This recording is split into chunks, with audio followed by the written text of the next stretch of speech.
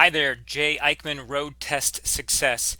This is going to be an extremely helpful video. In this video, you're going to get a full understanding of the driving performance evaluation sheet with an actual DMV dashcam road test. This sheet, I have the dash cam to go with this score sheet. You're not only going to understand what the examiner is scoring you on, but you're going to actually see this student take this test and you're going to see where they made the errors. And in knowing these things, you're going to feel so much more calm and confident about this. And frankly, it's not that hard. There's not that much going on. Let's take a look at the overall sheet itself. This section right here in the middle, this is all they're testing you on. This is the drive test. That's it. The section over here on the left, that's before you even take the test. This is called the mechanical inspection and controls check. This section over here on the right, this is simply just notes that the examiner will use at the end of the exam to give you some tips. So any marks over here, they're just telling the examiner what they want to talk to you about at the end of the test. This is it. This is it right in the beginning, and we'll cover each of these, and you'll see the student actually do them on the test. You know, newsflash here, your state wants you to pass the driving test. They'll give you all sorts of sources to help you with that. They'll give you the actual score sheet. They'll give you handbooks to help you in learning how to drive safely. State of California has a parent-teen driver handbook, so your parents can actually train you as if they were the DMV examiner. We want you to pass the test, but we also need you to be a safe driver. So they're pulling for you. They just need you to do it right. Let's start over here on the pre-drive checklist. Notice some of these are in bold. There's 6 items in bold right here. This is what you're going to demonstrate as part of you showing you know where the controls are. There's only 6. You can actually get 3 of them wrong and still pass. This student could not find the emergency parking brake, nor could they find the emergency flasher. They had 2 points deducted. Whoop-de-doo. They could have actually had another one. They could have not known their arm signals and still been able to proceed with the test. Now these other things are a mechanical inspection of the car. Make sure your car's ready for the test. Check all these things. Your windshield can't have a crack. Your horn has to work. If it doesn't, the seat belt for the driver and passenger have to work. The glove box has to latch. So go over your vehicle before you get it there. It would stink to make the appointment, wait 6 weeks, only to get there and your car fails the mechanical inspection. So items 1 through 8 are mechanical, along with 15 through 17, that's the car, and items 9 through 14, that's just you pointing them out. Let's look now at some of these other items. Let's just first try to understand what's going on with all these circles and things. There's a lot of writing on this test. This is what the examiner has on their clipboard. And if you're going to get all worried every time you see them making a pen stroke, then you're going to just have yourself in a tizzy. Don't do that, because most all of these marks are simply just notes and checks. They're writing down things that you've done well, and things that maybe you need improvement on. So don't get all freaked out just because the examiner is making a pen mark on their score sheet. What these numbers at the top of the columns mean are simply how many times you did that maneuver. So when we look, say, at intersections, this entire section here is on intersections. This student went through at least 8 different intersections, and there were only 3 points taken off in all of those times through intersections. Can you spot them? Correct. Here you go. These hash lineouts through the zeros indicate that a point was deducted. So on the second intersection, the examiner felt the speed was incorrect. Third intersection, same. Fourth intersection, same.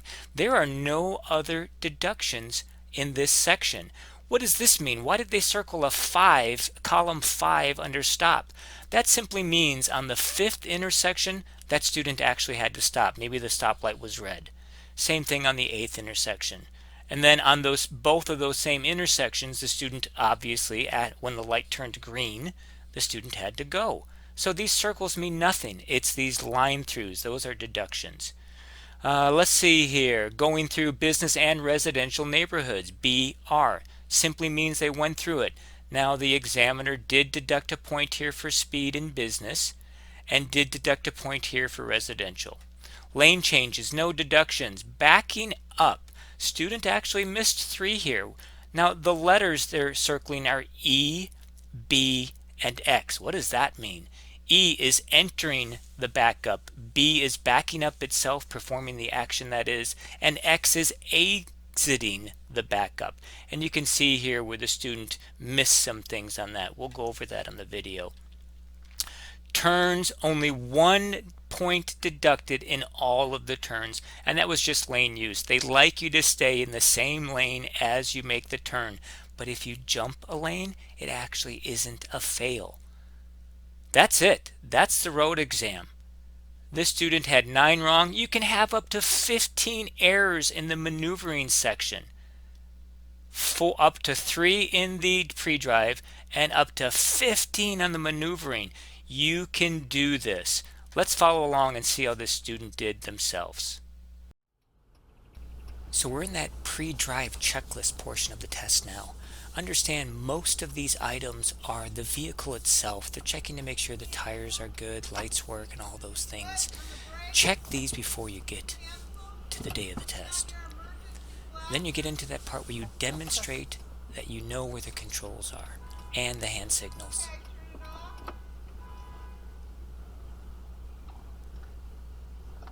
Sound your horn. Show me each arm signal. Tell me what it means. Left, right, stop.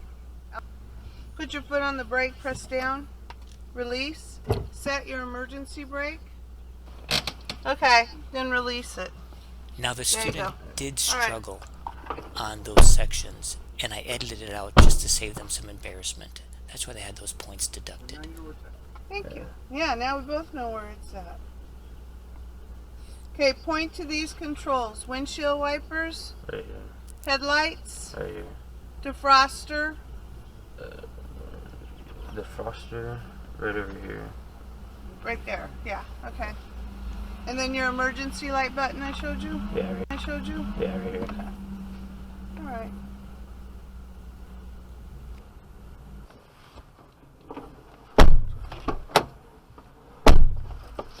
Okay, you will be evaluated on your ability to drive safely and skillfully in different driving situations.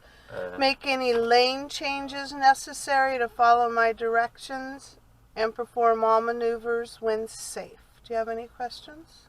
Nope. Okay, let's go.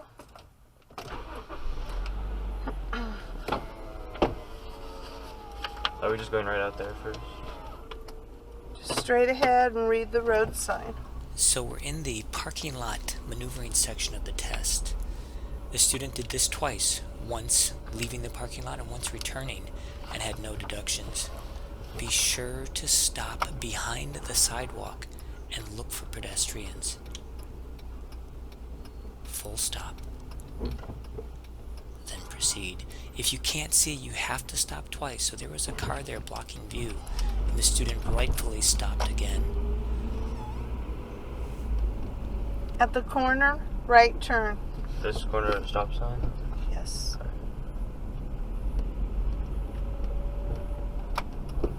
So we're coming up on our first intersection now. The student is careful to stop behind the stop sign and crosswalk, and then if necessary pull forward and make a second stop, a full stop. Stay in the closest lane as you make that turn. Do not jump lanes.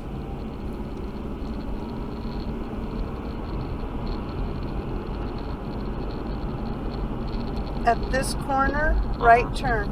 Alright. This the stoplight or this one? Right here, this corner. Alright.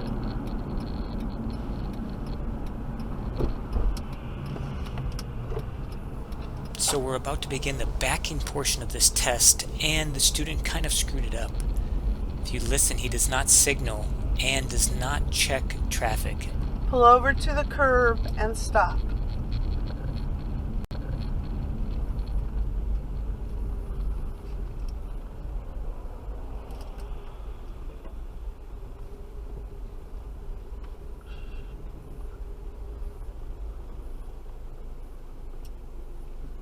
Put the car in park. This is the backing part of the evaluation. You have to move the car straight back until I tell you to stop. Alright. Do not let the tires hit the curb, and don't let the car move more than 3 feet away from the curb. Alright. Go ahead. Now, if you listened closely there, she gave you some great tips. The first one is you can be as much as 3 feet away from the curb. So don't be a hero. Stay a safe distance away. If you touch the curb, you fail. That is considered a critical error. They consider that hitting an obstruction. He got deductions here because he wasn't backing up fast enough. So that was his third deduction in the backing maneuver. His exit from the maneuver was good. He used his turn signal, he checked his shoulder, and he entered traffic when clear. Now, it does not matter if you have a backup camera. You have to look over your right-hand shoulder through the rear window. You have to look backwards. Left hand on steering wheel, top of steering wheel. Okay, stop. Now merge back out into the traffic lane.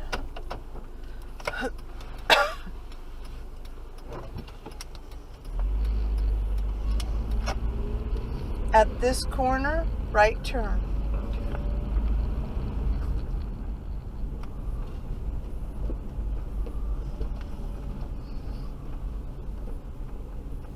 So we're jumping forward to the business and residential driving section. The student did lose a point here in the residential side.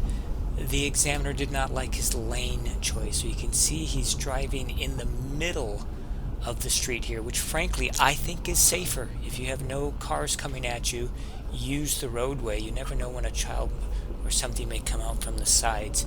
But for the test, stay in your lane.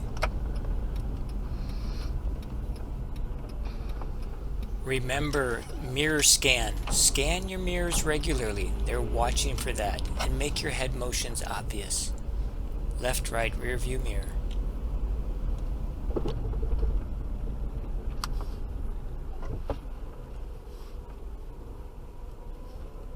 Right turn.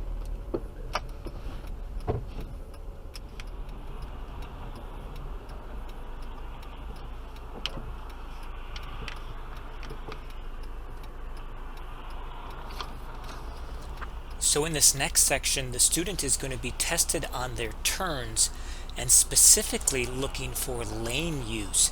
Now this one is actually tricky because they want you to get into the bike lane as you're making your right turn. You know, the bike lane has those dotted lines, and everyone would think, well, that's where you're supposed to enter into the right turn lane. That is incorrect. You can enter into that bike lane for as much as 200 feet, and they will advise you after the test to do that if you did not.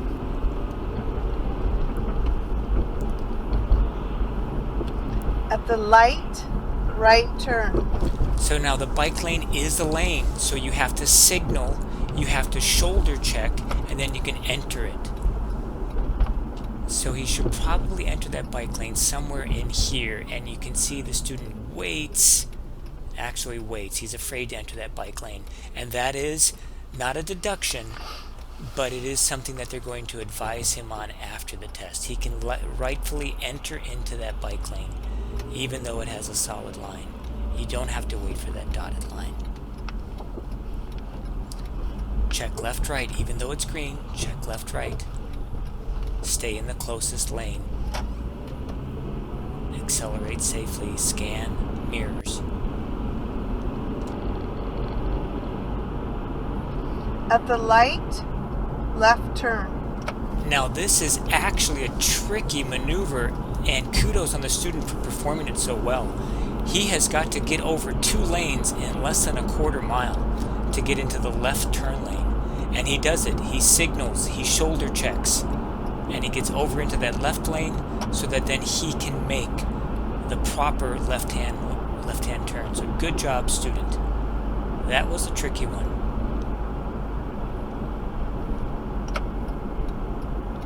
Great signal use. This next turn is tricky as the student enters into a construction zone. Let's flash forward. Funny spot coming up. As the student makes the turn, he sees the construction and under his breath says, "Oh, bleep." You can hear it.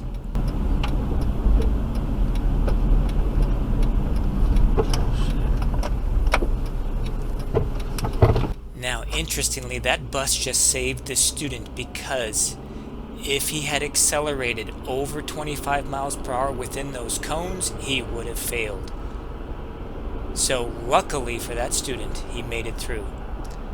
Now your test will be like that. Things may happen that are beyond your control that cause you to fail. That's not your fault. Reschedule and test again. This student got lucky.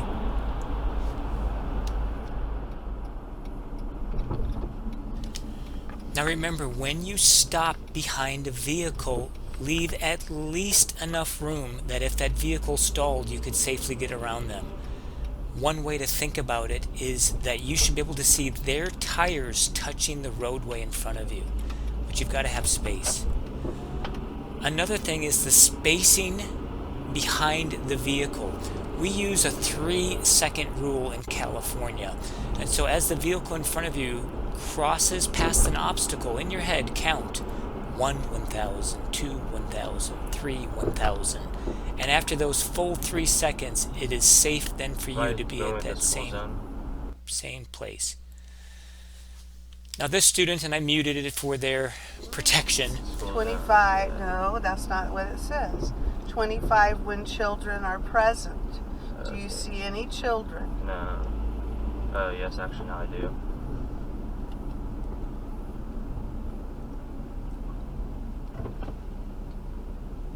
That's a older person. small adult. So Okay, no children. this student actually was concerned that 25 was the right speed, and the examiner clarified only when children are present And it doesn't outside the matter fence. if they're behind the fence, they're still not in danger, and so you go the regular speed limit. But when they're out in front, you Like have to walking be to school. 25. Yeah, Now here's an interesting thing, I should've is asked that question before it started. it's all right. doing 25 miles per hour without children present will just get you a speed tip, a speed pointer at the end. But if you're doing over 25 with children present, then that is a deduction.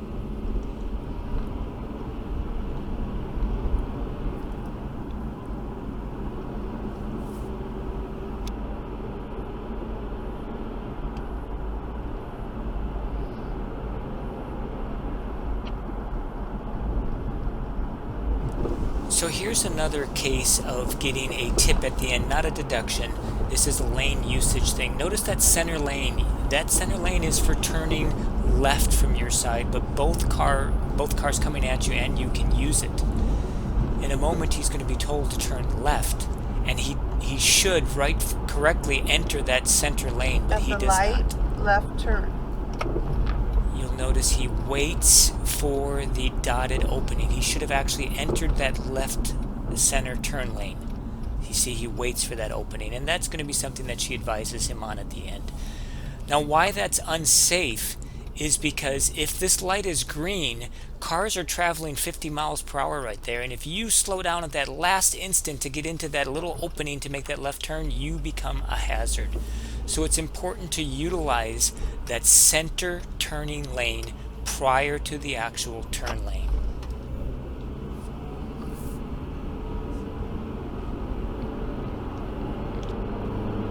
So kudos on the student here. Good, safe acceleration out of that turn, and he stayed Change in lane, the right? closest lane. So now we're changing lanes. Remember, signal, then shoulder check, then change lanes, and then cancel the signal. Good Change job. lane left. Signal, shoulder check, change lanes, cancel signal. Great job.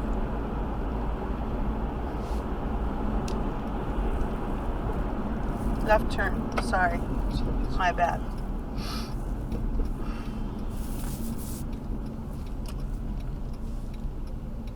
Safe stopping distance, leave at least 1 full plus car length. Make sure you can see the car's tires touching the roadway in front of you.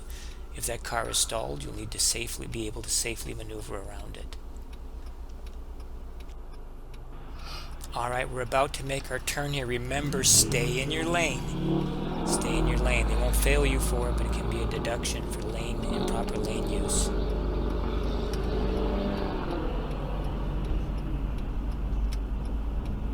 Very good.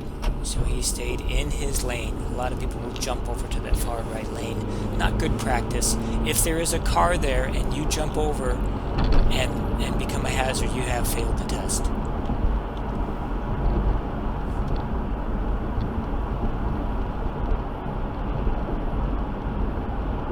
A couple things to remember as we approach this stoplight. Check your rear view mirror. Someone may be flying up on you, not seeing that light, and the examiner will be watching for your mirror usage. Additionally, as you proceed through any intersection, whether you had a stoplight or not, scan left, right. The examiners will be watching for that. People run stoplights. You want to have that split second to be able to hit your brakes in case some fool is coming at you and running the light.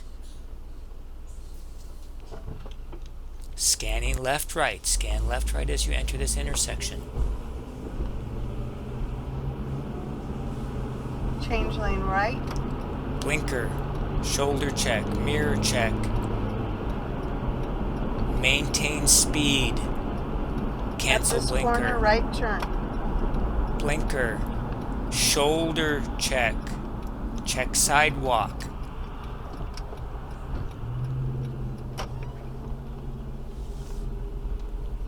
So here we are back at the DMV. This student had some errors, but all in all, great safe driver and a good driving test. You can do this. They want you to pass. Take the time to practice and Left study. turn.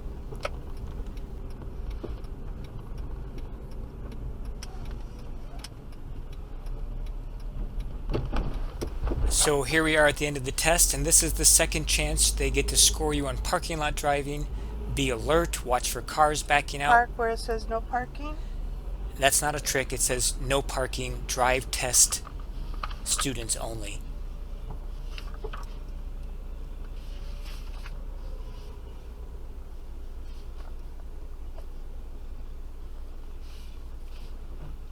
Okay, put it in park. Great job. Turn off the car. Congratulations.